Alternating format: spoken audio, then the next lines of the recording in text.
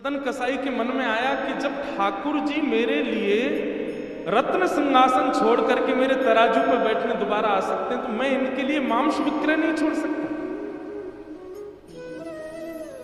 और उसी दिन सदन कसाई ने अपनी दुकान बंद कर दी, मांस विक्रय बंद कर दिया, और उसने मन में विचार किया कि अब मैं जगन्नाथपुरी दर्शन करने जाऊंगा। जगन्नाथपुरी के लिए सदन कसाई जब निकला तो पहले ऊंच नीच की भावना बहुत ज्यादा थी, तो कई लोगों ने सदन को टोक दिया, बोले तू ये इस मार्ग पर मत चल। क्यों? बोले इस पे संत चल रहे हैं, इस पे भक्त चल रहे हैं, इस पे बड़े बड़े लोग चल रहे हैं, तुम नीचे चलो। तो बेचारा सदन नीचे मार्ग पर चलने लगे, जिस पर कांटे भी हैं, पत्थर भी हैं, कंकड़ भी हैं। जगन्नाथ भगवान का दर्शन करने के लिए जा रहे हैं। कुछ दिन चलते चलते रात में एक नगर में रुके,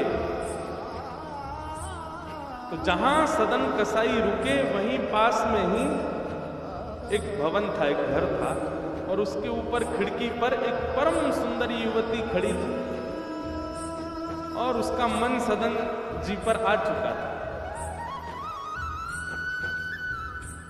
सदन जी ने उसको देखा तो देख करके उसको हाथ जोड़े प्रणाम किया, लेकिन उसका जो प्रत्युत्तर था वो अच्छा नहीं था। वो प्रत्युत्तर में आकर्षण के कुछ भाव कर रही थी। सदन जी ने अपने नेत्र नीचे किए और ठाकुर जी का स्मरण करने लगे। विपरीतता आई है जीवन। ये ठाकुर जी परीक्षा ले रहे हैं, लेकिन यही परीक्षा पूरी नहीं हुई। उसने ऐसा कुछ इशारा किया कि वो सदन जी को बोली, अगर तुम मुझे स्वीकार करो तो मैं पहले से विवाहिता हूं, मैं अपने पति को मार के तुम्हारे साथ चल दूंगी। तो सदन जी ने उसको मना किया, लेकिन फिर भी मनचली स्त्री नहीं मानी। उसने पति को मार दिया और मार करके सदन जी के पास आ गई और सदन जी से आके बोली, मुझसे ब्याह करो, मेरे को अपने संग रखो। सदन जी चरण पड़े, बोले मैं तो कहाँ रखूंगा आपको, और मैं तो बस जगन्नाथ जी से मिलने जा रहा हूं, मेरा आगे का कोई भरोसा नहीं है, मैं कोई भविष्य जीने के लिए नहीं कर रहा हूं सब कुछ। बहुत सावधानी से सुनिए सब लोग, मेरा भविष्य कोई निश्चित नहीं है, आप मेरे भरोसे मत रहिए। अब वो युवती बोली, अरे तेरे लिए मैंने पति मार दिया, उसको मार करके आई हूं, तू कह रहा है कि मैं तुम्हें स्वीकार नहीं करता। मुझे स्वीकार करो, नहीं तो मैं हल्ला करके पूरे गांव को बुला दूंगी। सदन जी बोले, मैं बाकी सब सह लूंगा, लेकिन आपको स्वीकार नहीं करता, क्षमा करो। और उस स्त्री ने हल्ला करके पूरे गांव को इकट्ठा किया, सबसे झूठ बोल दिया कि इसने मेरे पति को मार दिया। वैष्णव का एक स्वरूप होता है कि वो ज्यादा से ज्यादा शांत रहने का प्रयास करता है, बोलता कम।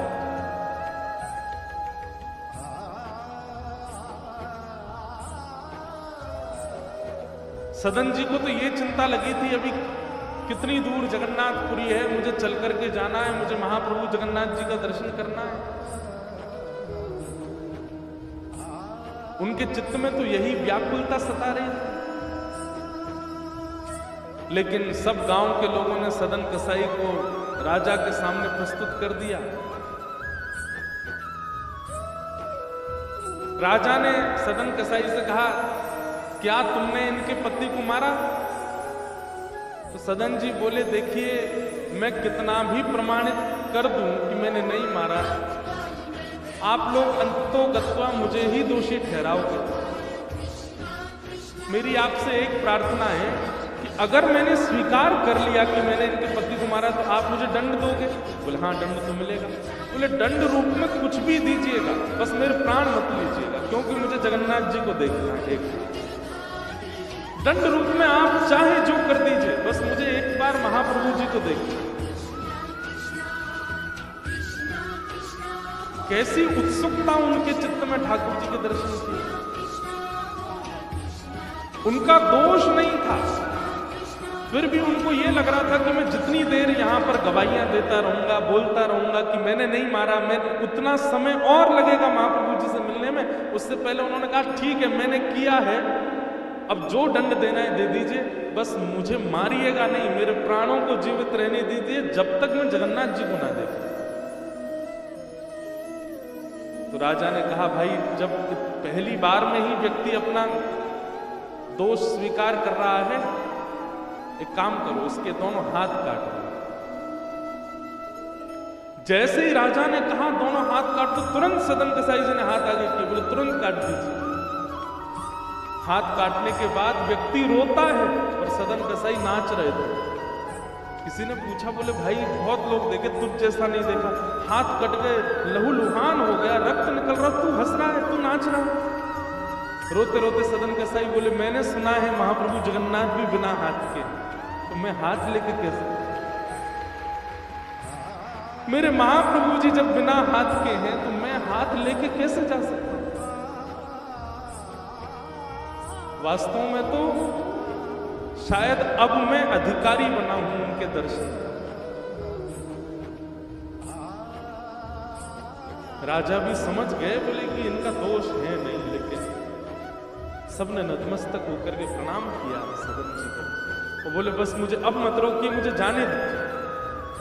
राजा ने चिकित्सा करवा दी हाथ की, थोड़ी उस पर मल्लम वगैरह लगा दी, लेकिन भुजाएं तो कट चुकी हैं, केवल यहां तक हाथ है। तो कितनी विपरीत अवस्था, लेकिन सदन कसाई व्याकुल नहीं हुए, विचलित नहीं हुए, चल पड़े जगन्नाथ जी से।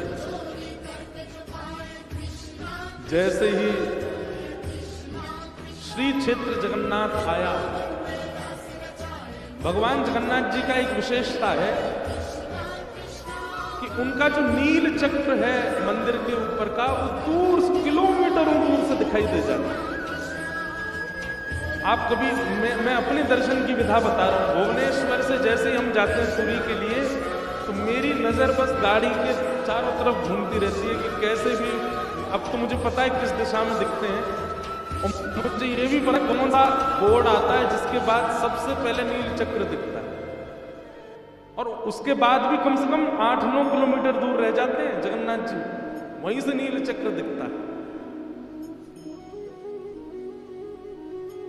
जैसे सदन कसाई ने नील चक्र देखा, व्याकुल हो, दोनों भुजा नहीं है, बार बार गिराते हैं, बड़ी मुश्किल से उठते हैं।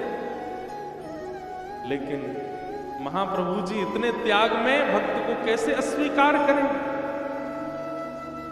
महाप्रभु जी ने तुरंत अपनी ब्रह्म वेदी पर बैठे बैठे पुजारियों को आज्ञा की, बोले मेरा एक परम भक्त आया है, मेरा एक परम वैष्णव भक्त आया है, मैं उसके दर्शन के लिए बड़ा व्याकुल हो रहा हूं। पुजारी सब बोले भगवान आज्ञा करें, क्या करें? बोले तुरंत पालकी लेके उसको लेके आओ।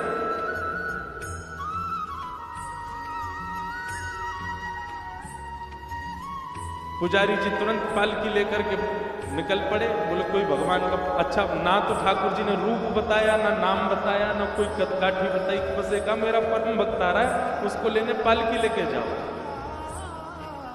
पुजारी सब पालकी लेकर के आए, जहां से नीलाचल धाम में वैष्णव प्रवेश करते हैं, वहां जाकर के पुजारी आपस में बोले भगवान ने रूप नाम कद तो बताया नहीं, किसको लेके जाए इसमें बैठा के? तो पुजारियों ने कहा भैया सुनिए सुनिए सुनिए, महाप्रभु जगन्नाथ जी ने ये पालकी भेजी है और ये कहकर के भेजा है कि मेरा एक परम वैष्णव भक्त आ रहा है, आप में से जो परम वैष्णव हो इस पालकी पे बैठ जाओ। महाराज वहां तो लड़ाई होने लगी, सब लड़ने लगे, हम हैं परम वैष्णव। दूर खड़े सदन कसाई अपनी कटी हुई भुजाएं ऐसे जोड़ करके बैठे थे, बोले जिसके लिए महाप्रभु जी पालकी भेजे उस भक्त का दर्शन आज पहले करूंगा, फिर महाप्रभु जी को देखूंगा। लेकिन वहां तो इतनी भीड़ लग गई पालकी में चढ़ने वालों की, सब गिनाने लगे, हम 2 लाख नाम जप करते हैं, हमने इतने अनुष्ठान किए, हमने इतनी तीर्थ यात्रा करी है, हमारे लिए ही महाप्रभु जी ने पालकी भेजी है। पुजारी बोले ऐसे नहीं भैया, एक बार फिर से जाओ मंदिर में, पूछ के आओ महाप्रभु जी से कौन है, उसका नाम तो बताओ, उसका खुद तो बताइए। पुजारियों ने जाकर के पूछा, हे महाप्रभु जी, महाप्रभु जगन्नाथ जी तुम लेके नहीं आए उसको? बोले आपने नाम तो बताया नहीं उसका, उसका कुछ तो बताइए, पहचान कैसे होगी कि वो है कौन जिसको लेके आना पालकी में? महाप्रभु जगन्नाथ जी के नेत्र सजल हो गए, बोले जैसा बिना हाथ का मैं हूं वैसा ही वो भी है, उसको लेके आए। उसको मेरे पास ला। पुजारी जब दौड़ करके गए तो देखा दूर बैठे हाथों में पट्टी लगी है सदन कसाई के, और जैसे देखा पालकी ले जाकर के उनके सामने रख दी। बोले कि महाप्रभु जी ने आपके लिए पालकी भेजी। ये सुनकर के इतना रोए सदन कसाई, चरणों में गिर गए। मैं योग्य नहीं हूं महाप्रभु जी, क्यों इतनी कृपा मुझ पर करते हैं? अरे मैं तो कसाई हूं, मैंने कितना मांस काटा है, कितना कुछ मैंने पाप अपने जीवन में किया।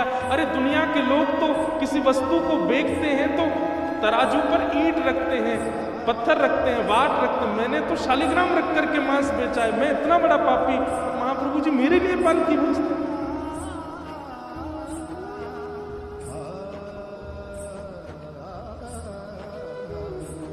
पुजारियों ने कहा, बोले महाप्रभु जी हमको भी नहीं घुसने देंगे अंदर अगर आप नहीं बैठे तो। और पालकी पर सदन कसाई, इतनी शर्म आ रही है अपने ऊपर, क्यों मुझ पर इतनी कृपा करते?